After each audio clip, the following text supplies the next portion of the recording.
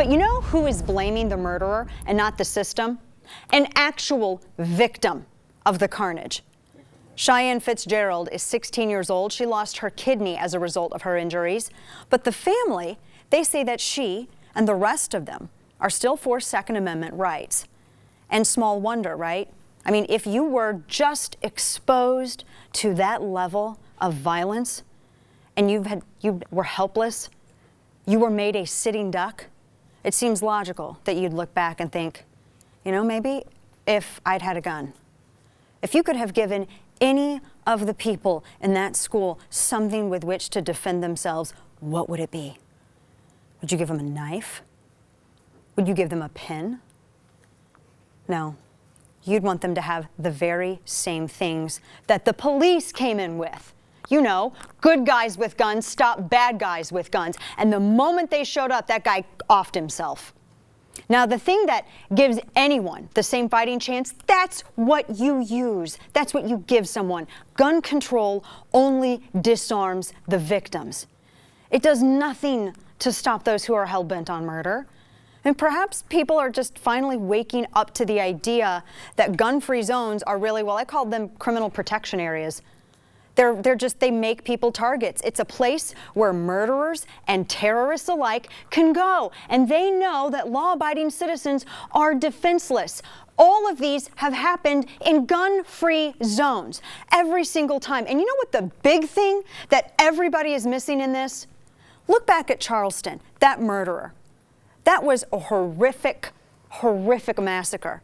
And it was carried out by an anti-religious bigot and a racist. He was motivated by racial hatred. And that's why he mowed those people down in that church. And that was a huge issue here.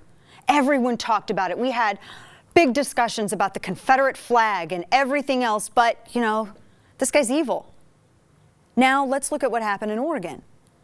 No one, hardly anyone is talking about the fact that according to multiple witnesses, this murderer, this Chris Mercer thug, walks into this building on campus and he asks his victims to state their religion. And those who answered Christian were shot in the head. Why is there no discussion of that? Why is no one asking that question? You know what else I find incredibly curious, and we have assailed other people with less evidence than this, is the fact that on his MySpace page, out of 2 friends, one of them was a known ISIS jihadi. But back to the religion. Wouldn't you classify this by progressive standards as a hate crime? As a religious hate crime? I hate the term hate crime because it presents as though there are some crimes that are committed out of love, or that a crime is somehow more evil as opposed to less evil if it happens to this person as opposed to this person. All crime is hate crime. But no one's talking about the fact that now we have had two mass shooting incidents where religion played a role. Anti-religious bigotry. You don't think that they're persecuting Christians here in the United States? You think that Charleston was targeted just for what? Not only was it a gun-free zone, but it was a church, and not only was it a church, it was a historic black church. The campus, UCC in Oregon, it was a gun-free zone.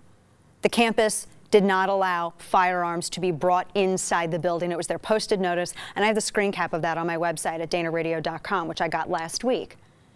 It was posted. And the anti-religious bigotry stated, state your religion. Amazing.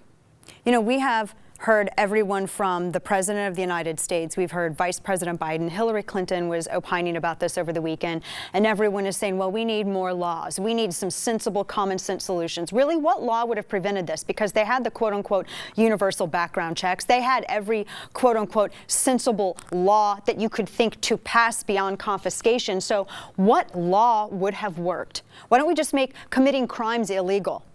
There's a thought. Let's just make it illegal to commit a crime. Murder's illegal too, you know, and people are still committing murder. But everyone is so fixated on firearms, and they always are. They ignore the fact that, look, if someone is going to commit murder, they will commit murder. And they'll do it with a bomb like they did in Oklahoma, or they'll do it with planes like they did to the towers on 9/11. They will find some way to carry out their wishes.